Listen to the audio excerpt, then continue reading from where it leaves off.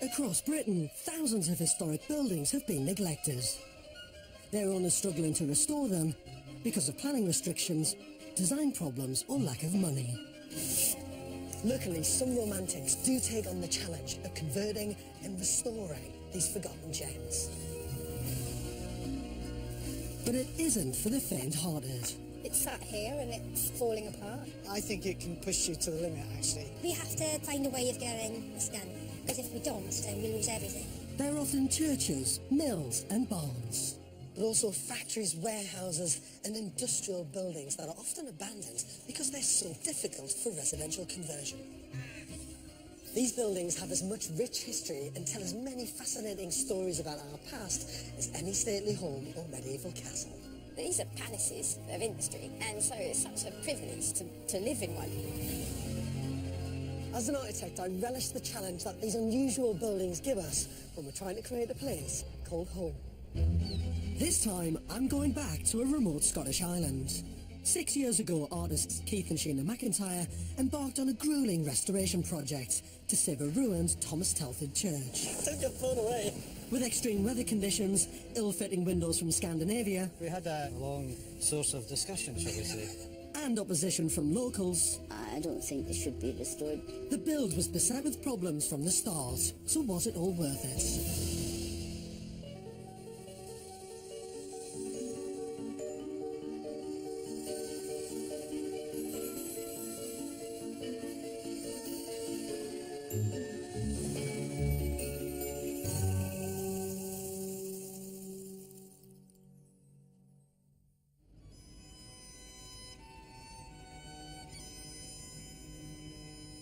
I've come to the island of Berneray, in the centre of the Outer Hebrides, 45 miles off the coast of Western Scotland. Located in the Sound of Harris, the island is inhabited by 130 people and was completely isolated until it became connected to North Uist by a causeway in the 1960s. In 1996, Keith and Sheena spotted this abandoned church while on holiday. Built in 1829, it came with a Grade B listing and tough planning restrictions. I think it's a beautiful island, probably because I've been around that corner many times. You see that the building is there, the feeling of it's got a powerful vision there, just on its own. After much wrangling, 14 years later, they bought it in 2010 for £20,000. Never ever thought I'd be living in it for 1 minute. Originally from Edinburgh, but now based in Newcastle, Keith and Sheena hope this will become a new family getaway for their sons, Casey and Lewis, as well as a creative studio for artists to be inspired by the dramatic landscape. It's taken me over 12 hours to get to Berneray from London, but the scenery is just breathtaking. And you can see that this Telford church was designed to be a bold statement within the landscape. I'm George, nice to meet you. Keith McIntyre, How are you, nice to Keith? meet you. All right, hi, Sheena.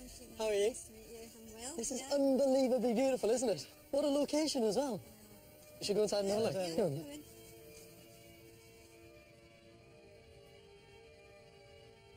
Sitting over 50 feet above sea level in the middle of a working sheep farm known as a croft, the church is 500 yards from the nearest road. And as it's a Grade B listed building, the exterior cannot be changed. With its footprint of 1,400 square feet and no roof, it really is a blank canvas for Keith and Sheena to work with. Beautiful, isn't it? Yeah, And then all the detailing of the arches over the windows and everything. It's amazing it's still standing, really, when you think being kind of exposed to the elements. I always think that. Each time we come up, we think, oh, it's still there. Why have you bought something like this? it was just that immediate love affair. Quite literally, the hairs. We never thought at that time, though, we'd get it, It's just this little wild dream that suddenly has come to a reality. What are you going to do with this building, then? What's it going to be for you guys? What's the dream and vision for it? Sort of living space, but also working space, studio space, a space where people can meet. It's taken 3.5 years to buy the church and get planning permission. Now they've got it, Keith and Sheena will need the support of their neighbours if they're to be embraced by this very close-knit community. We haven't come to the island, and it takes time to sort of build up those relationships, and one's got to be sensitive to the fact, for instance, that this is a working croft. We're at the height of lambing season here just now.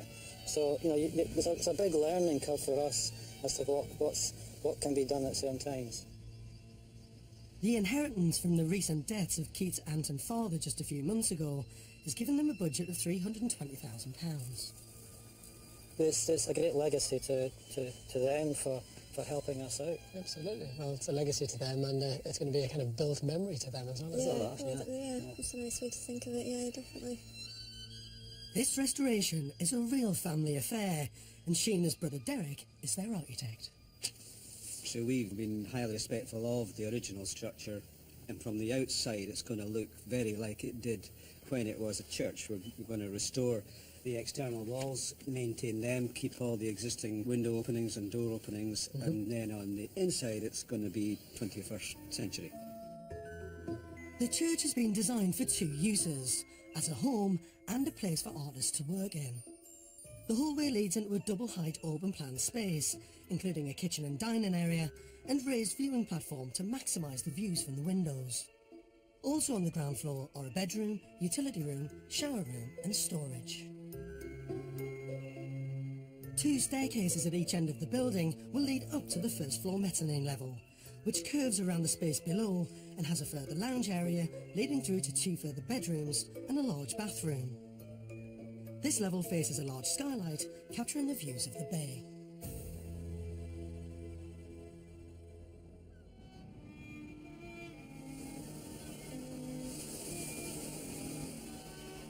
Keith is still grieving after the loss of his father 6 months ago, but is spurred on by his memory and desire to see this restoration project completed. His sort of dying wishes was that we sort of carried it on, and he hoped that it would come to fruition, and I think he's never let that go.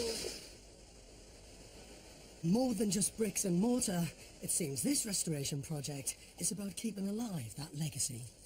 He came in the property with you, didn't he? I think he was part of our journey. My father was there the first time the hairs went up the back of my neck, and I said, what do you think of this daft idea? And he just said, yeah, go for it. So I'm starting to get bubbly here. But it's really, really important. Yeah. But, you know, it's... there's a bust that was made of my father when he was a child, just of this little boy. And I'm having a copy of that made. We're going to have that placed outside just so he's looking out over the sea. It's an emotional project for Keith, which I think is why he's been so committed in reaching the point where the build can begin 3.5 years since he and Sheena first began this restoration journey. Determined to get this project going, Keith has instructed local builder Angus MacDonald to clear the ground inside the church. It's all he can do while waiting for a building warrant, which he needs before he can begin work on the main structure. The family's passion for the building and what they want to do with it is just unbelievable. But what I'm worried about is, even though you can celebrate the beauty of this building and the most stunning location, what comes with that is the most brutal and tough weather. And they're expecting to get this building project done within a year. And even on a day like today, which is supposed to be spring, we're being absolutely battered. Just think about what it's going to be like when it gets in the winter.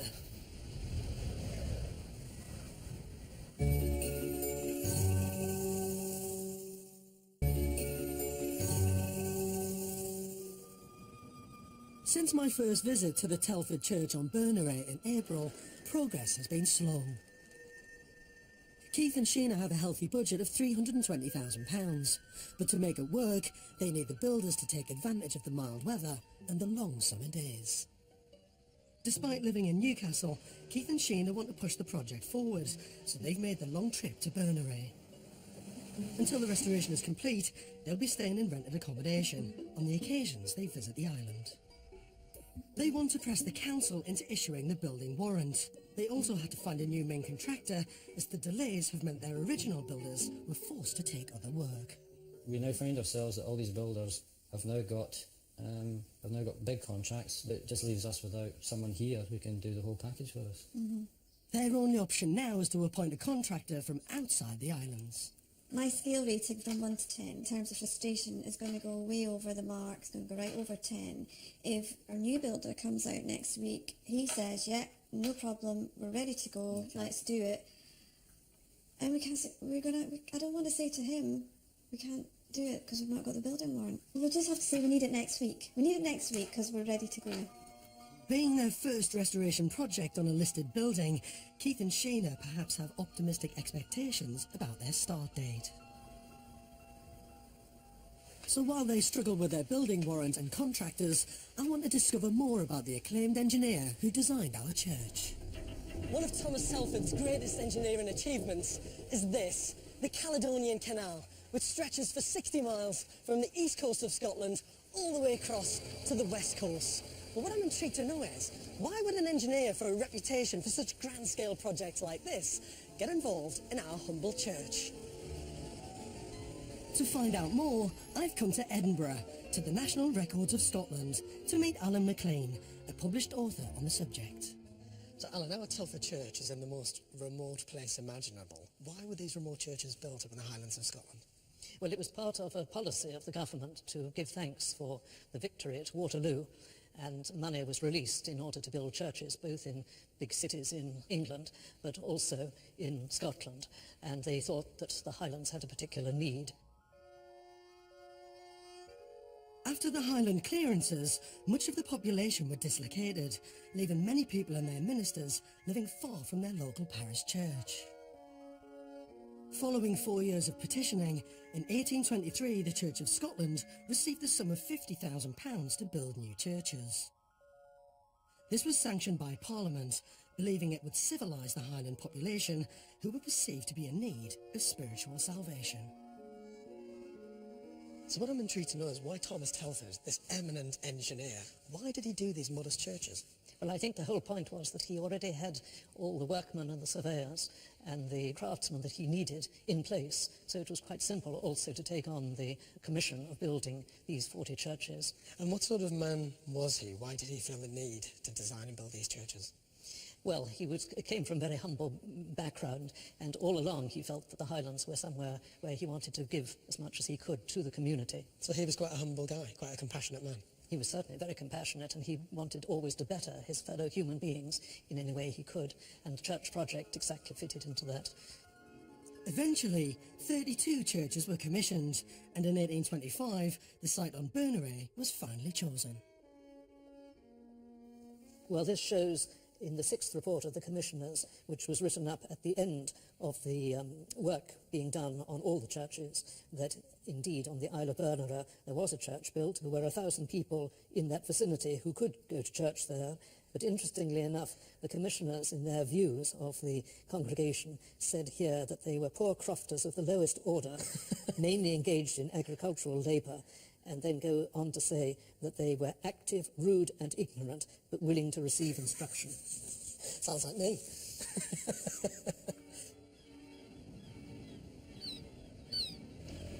At last, 15 years after they first set eyes on the church, the building warrant has come through. And Keith has made the long journey from Newcastle to check on progress. For the first time, he can drive up to the site. Oh my God, we're building a new road. You see? Oh wow. The diggers are on site. It's extraordinary just to actually see, people working here. Until the warrant came through, Keith couldn't do anything to the structure, including work on the windows, which is what his newly appointed contractor, Jim Cook from the Isle of Skye, is keen to begin. Hi Keith, you've arrived. We've got 4 or 5 weeks to make the new windows, so it's quite exciting. There's a bit of a sweat on to get them measured. I'll not detain you.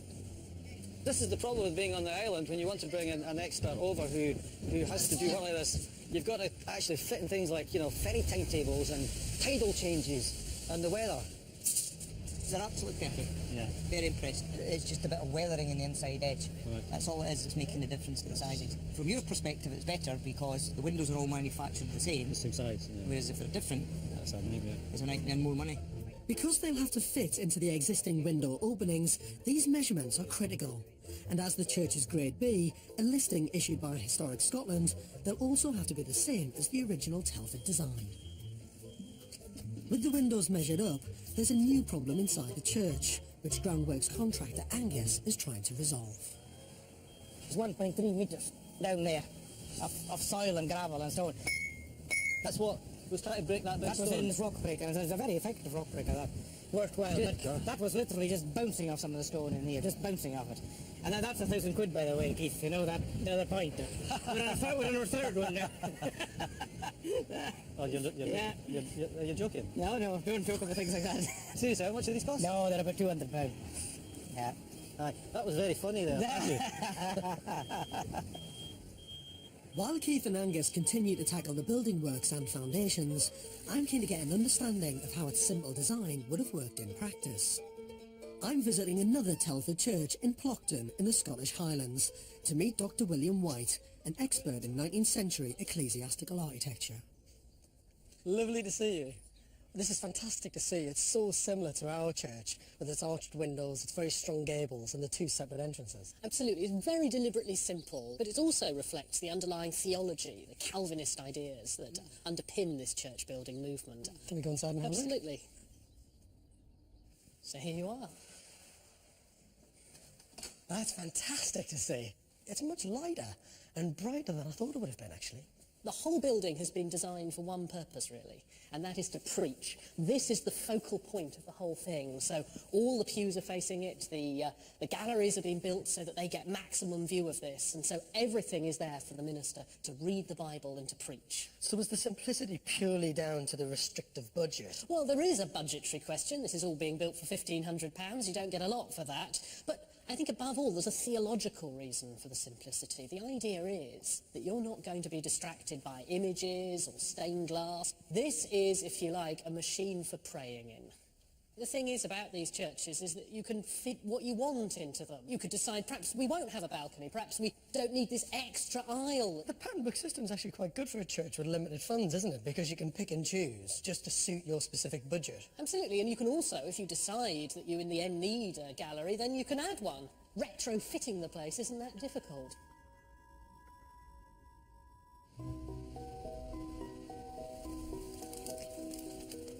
Back on Berneray, and the weather is beginning to change. That's what I came on the plane, it was like that. Pum, pum, pum, pum. I was thinking, no one's going to be building today. No. But they're here. I know. They're doing it. They're tough out here. Yeah. I know this place, it's amazing. Where's that from? This has come from an island which is like in that direction. Some beautiful old barns that were falling down. But originally it's from Ballachulish. It's great. We're taking the slate from that island to put on this building. The slate on this building went to another island. It's very ecological. I like that. It's been a couple of months since Sheena visited site, and I'm keen to see what she thinks of progress. Oh my word. Oh my goodness. This is amazing. I can't believe it. I think what's incredible, now that the timber's up, and as you're drawn through this space here to what's going to be that kind of double height space, it just looks amazing. Feels like being in the bowels of an old ship. We're going to have Scandinavian windows here. Thank God, triple glazed on. Double glazed. I took your phone away. I'm fine, yeah. Unbelievable, isn't it? But what have you? We like a bit of danger. Yeah, well, we certainly got that. I know we're obviously in a church, but there's something so spiritual about this landscape. Something so powerful. You can't help but be connected to it. This is all about landscape and weather, isn't it?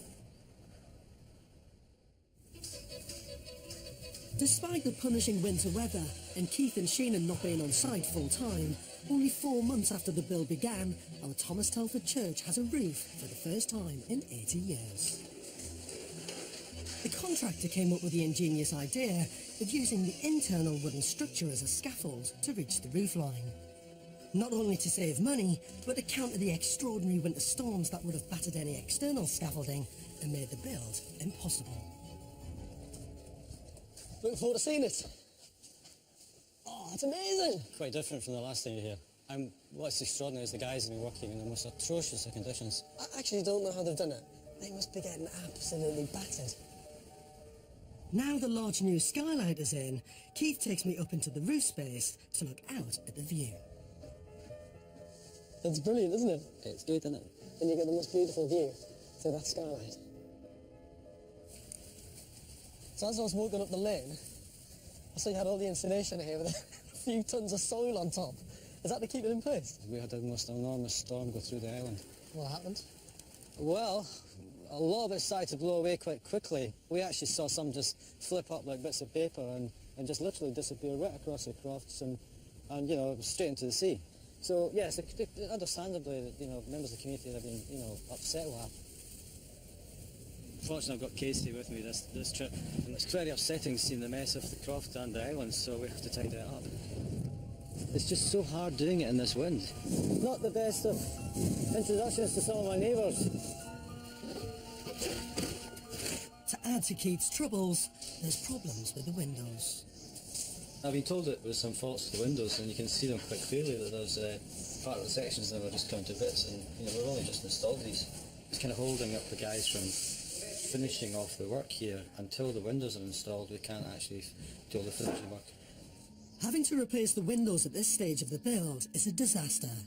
What makes it even worse is that the manufacturers who made them are based in Scandinavia, and it could be months before the new windows arrive. While Keith's on the island, he wants to make amends with the island community. Neighbouring crofters are angry about the insulation. I'm here to first of all introduce myself, but also to apologise for the mess of the insulation material that got blown about. I realise it was very distressing for everyone. It was, very much so. It's just blown all the way up over the hill. Aye. A lot of people that come up here, they don't realise the strength of the winds, and you have to tie everything down when there's a bad weather forecast.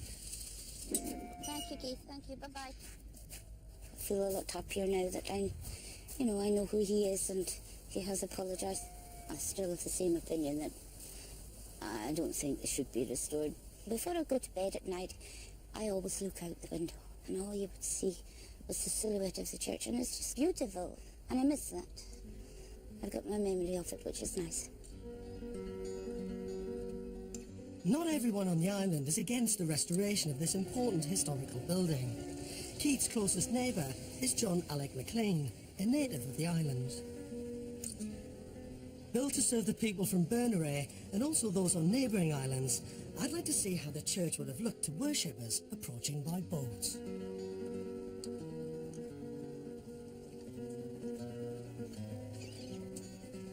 Obviously Keith's taken on this church, and you know, your croft's not too far away, it's on its doorstep. That's really. right, yeah. What was that church like when you were a kid? Well, it was just a ruin, a total ruin. As Keith found it? As Keith found it, yeah. That's my memory of it. But I can remember people telling me that they used to go and worship there. Oh, really? Yeah. Even people coming from other islands, boatloads of people, and they would, maybe somebody in the boat would start singing a Gaelic psalm, and they would all start singing, and the people on the shore would sing as well. That's quite beautiful, actually. Yeah.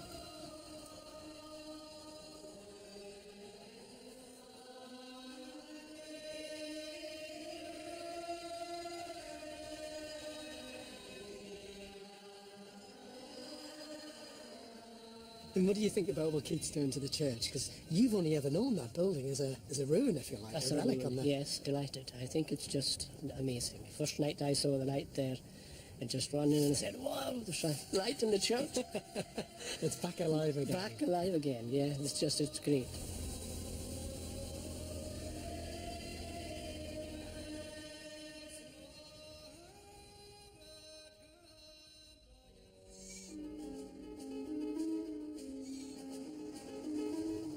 One year after my first visit to the church, I get a closer look at the defective windows.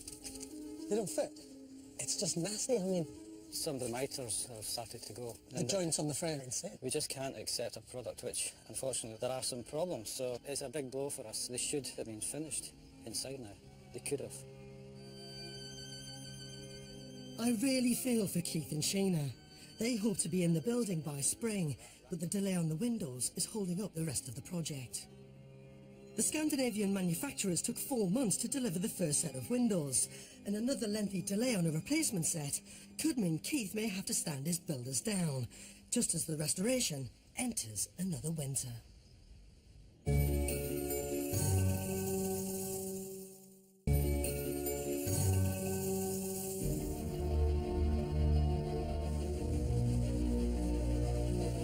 On the remote island of Berneray in the Outer Hebrides, artists Keith and Sheena McIntyre fell in love with this abandoned church 15 years ago. After a long struggle with planning bureaucracy, they started the build, only to be hampered by the extreme weather and unusable windows from a Scandinavian manufacturer. Despite encouraging them to take on this project, Keith's father sadly died before the restoration began. But the inheritance has enabled Keith and Sheena to see it through, and today they finally finished. Someone's actually knocked at the door. Hello. How are you? You well? We're very well, yeah. Hello, mate. Great. How you doing, George? Oh my God, you're looking dapper. Look at that. How are you? I'm good. It looks fantastic, doesn't it? It's really come together. When you cast the mind back to when I first arrived here with no roof on, I know. no windows. 4 walls and that was it. That was it. There it is. Restored to its former glory. And the windows are in. New ones, by the look of it. New windows. We had a long source of discussion, shall we say. But the outcome was that the company accepted the windows were the wrong size. Yeah. So it was worth actually going through all that to get the new ones because they look great. I'm really pleased with it. This is great news, and the new windows came at no extra cost. I can't tell you how excited I am to see this after all this time. Oh, it looks amazing in there. Oh my God. It's fantastic. Yeah, it's taking the hard way up. Oh my God, it's brilliant. Absolutely amazing. For over 80 years, this building was a roofless ruin, open to the skies. Today, it's a sublime double-height space for living in and making art. The quality of the light is incredible. The fact that you just kept everything white gives it quite a stunning, minimal feel, but I don't mean minimal in a cold way. No. There's still so much character to it. You know, the fantastic roof timbers which you've painted. Yeah, even just the beautiful gables, they haven't lost any of the original character. Yeah, you still get a sense of Telford's original design still there. You still get the proportions. As well as being a creative studio space, there's also a kitchen, bedroom, bathroom, and utility room on the ground floor. Can I go upstairs? Yeah. This kind of mezzanine deck was such a key part of the design, wasn't it? That beautiful curve, which kind of contrasts, doesn't it, with the kind of rectangular building. Yeah. And gives you that amazing viewpoint of your artwork at the bottom. God, you can even see all the way through the window at the end. Look at that, with the building in the background. In keeping with its spiritual past, the building has an ethereal quality to it, but it's supremely practical too. And I love this area because it's just so simple. I mean, this chair is beautiful in itself, but to just sit up here and appreciate all of that. It's fantastic. The space feels massive. It'll be my place to work because I just like this window and I like the view. So yeah, Keith, you can't use this bit 'cause this bit's mine. You're banned from it. That's okay, I'm downstairs. I know my place, I'm quite happy. So you've got bedrooms and bathrooms, everything tucked in here, which is genius because it frees up all the space, doesn't it? We've got another little surprise for you. It's up Now, here. this space was a complete surprise to everybody, wasn't it, when we discovered it? That's amazing, isn't it? My favourite one here. It's great. To get that view all the way out there, which is miles Yeah. across the water. Yeah. Beautiful. And be able to look all the way down the 3 stories of the space. Yeah. It's stunning. Keith and Sheena have spent all of their £320,000 budget on achieving this homely yet functional space for artists and musicians. Apart from being a really inspiring space, there's also places to relax and enjoy the amazing views. It's a nice place to stop, isn't it? Yeah. After you've been doing all that movement of going upstairs and swooping round to just nestle yourself here, it's really lovely. Perfect window here. You know, nice place to sit in the evening. When the light's lovely. I remember standing up here when this deck had gone in. They built the mezzanine deck. The roof wasn't on. The windows weren't in. And I was standing in front of that window and there was such a howling gale coming through. Yeah. You could throw your whole body weight into it and you wouldn't even move. Yeah, it was wild. It was absolutely wild. We've had that weather again here recently, but the building is still, holding up very well. It's important to say that we've actually not done very much to the exterior, apart from stabilise the building. The walls and the exterior have been, it's testament to Telford's kind of engineering skills that, they're in good nick. I quite like the rough and ready, weathered, slightly knackered look on the outside, and then you come inside and you've got this whole new pristine, immaculate world. I love that contrast. Look at it, the shell-like design. Yes. Very clever. And then you just flow back down to the entrance hallway and back into the original space. And there's that amazing bust of your father. That's what it's all about, isn't it? That's what you talked about from the very beginning. Yeah, it's good the old boy's here. It means a lot because he was in the building as well. Yeah, he did all the groundwork at the very beginning, didn't he, to make this happen? I mean, we wouldn't be here where we are now if it wasn't for Keith's dad. He was the person that really got the whole thing up and running. Not only is this restoration project a poignant tribute to Keith's father and Thomas Telford's 187-year-old church design, it's also a stunning example of how an inspiring space for work can be an intimate family home. Here we have the fire with the doors wide open and the Hebrides out there. You've created a piece of architecture that is about your work, about your home life, about your creativity, but absolutely about your family. Absolutely about your family. Keith and Sheena have invited all their friends and family to come and celebrate this incredible restoration project, not forgetting Angus, the local builder, who is an integral part of it. All these people milling around. Yeah, this year the famous Murrayfield Trophy won by the fire. Saying Gaelic, Fastia, Copandre, Agus, Amidavos could be imitach Aiche Tolitje, Agus a day. That means welcome you to Bernere, and I hope you have many happy days and nights in the house. Thank you. Now that the building is finished, I can't wait to discover if Keith and Sheena will settle into the local community and successfully use the church as a working studio.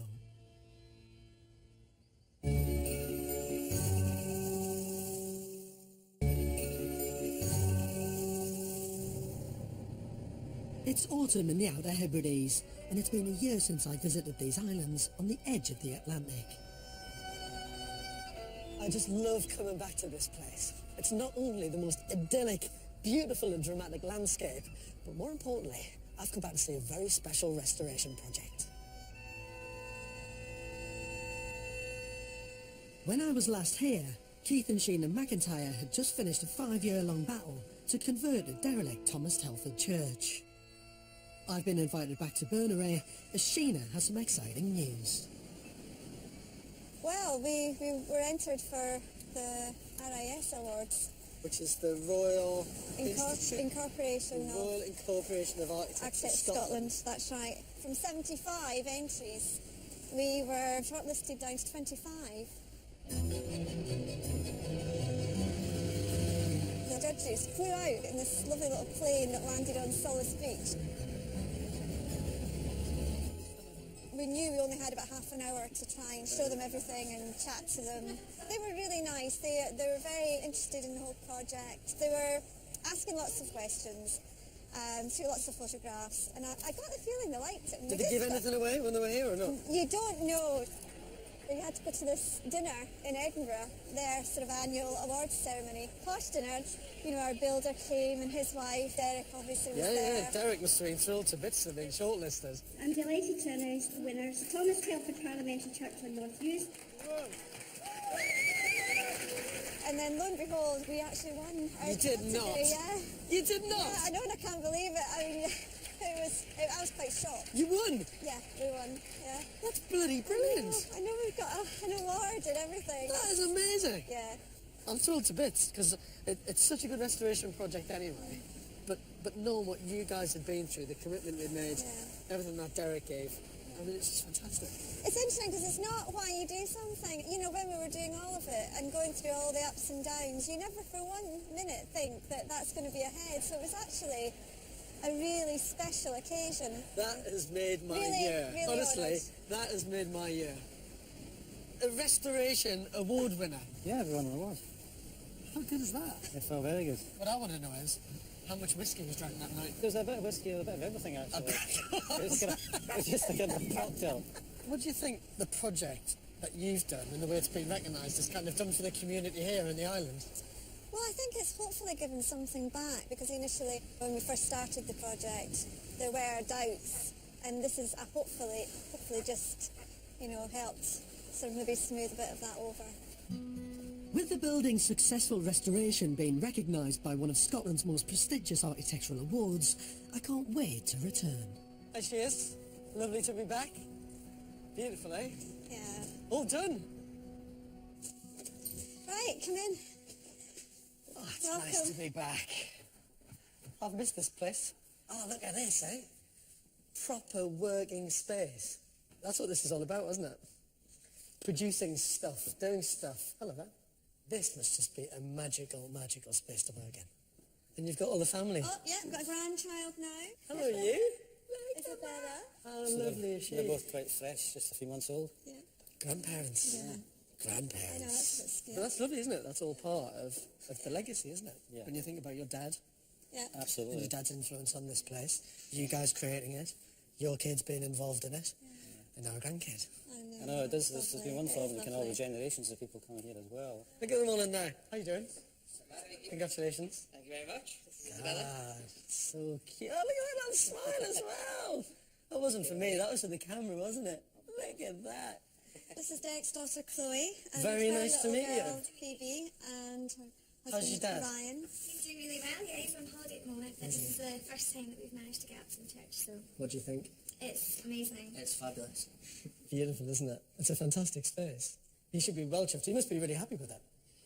Yeah, I'm really, really proud of my dad. I always knew he was such a good architect, but, actually staying and living in one of his buildings has been a real experience because obviously I've never had the chance to do that before, so... It's great to see that the church is appreciated by the whole family. I'm also eager to discover how the building works as a place to create art.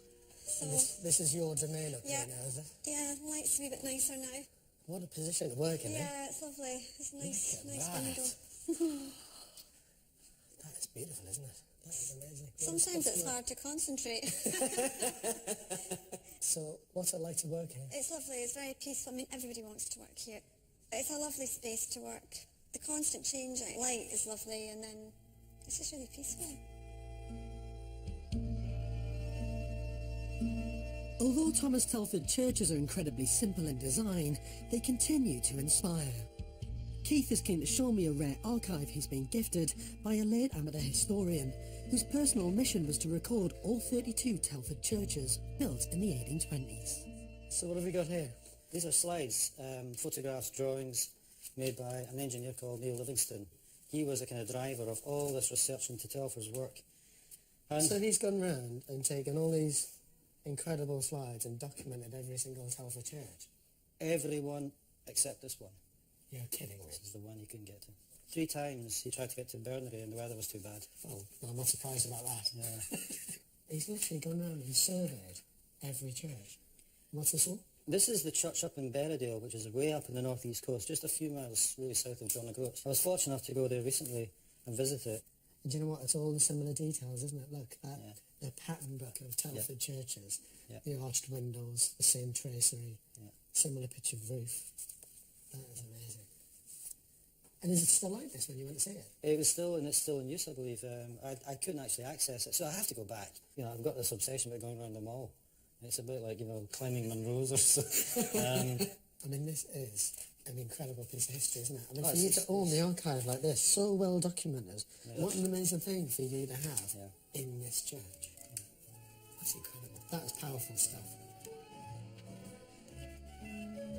With Keith's devotion to putting this church back on the map, and the family proving that the building can be used both as a retreat and for art, he's invited music students from the neighbouring island of North Uist to test out the acoustics.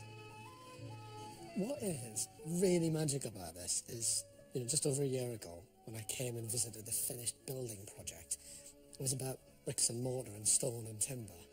But actually coming back now, you realise it's all about the community and it's all about people.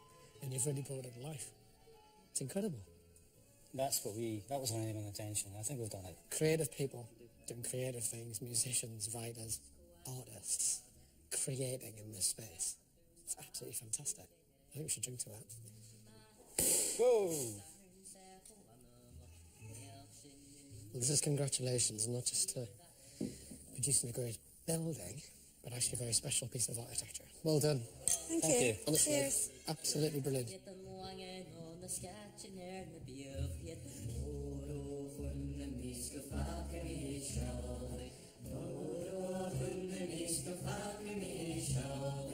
What would your dad have thought about this? I think you've been very, you've been choked up as I am, just in terms of this is what we live for, in terms of bringing people together, and also in terms of what, you know, future generations are about. And you've done the same. Well done, mate. It's beautiful. Lewis Castle College brings together musicians from all over the world to learn traditional Gaelic music. So I'm keen to find out from their tutor what she thinks of this unique setting. It must be quite unusual to be in someone's home where you've got a kind of kitchen over there and a sulphur and a fire over there and then a great performance space over here. That is definitely different and really, really nice. You know, in some ways, that's kind of like back to the old days, you know? So it's kind of like back to the days of what the true Ceilidh was, which was, you know, making music, having the chat in people's homes. Yeah. Well, they are very, very talented. They're brilliant. And it sounds absolutely beautiful. It's clear as a bell. You can hear one instrument. You can hear the definition of the individual instruments. They're not swirling around. I think the architecture in here and the way you've got these different angles really supports that sound, you know? That's a stroke of luck, because it wasn't really designed for that. It's meant to be a multifunctional space to do lots of different things. So to hear it and so perfect is a stroke of magic, actually. Absolutely.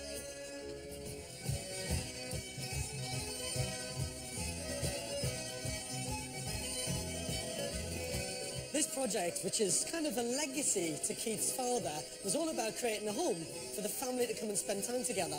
But actually, through the brilliance of the design, the building has become so much more than that. It's a place for Keith and Sheena to work, but also for other artists, writers, and musicians to enjoy this space. In so many ways, this building continues Thomas Telford's dream of producing a building that brings the community together and brings life to these remote islands.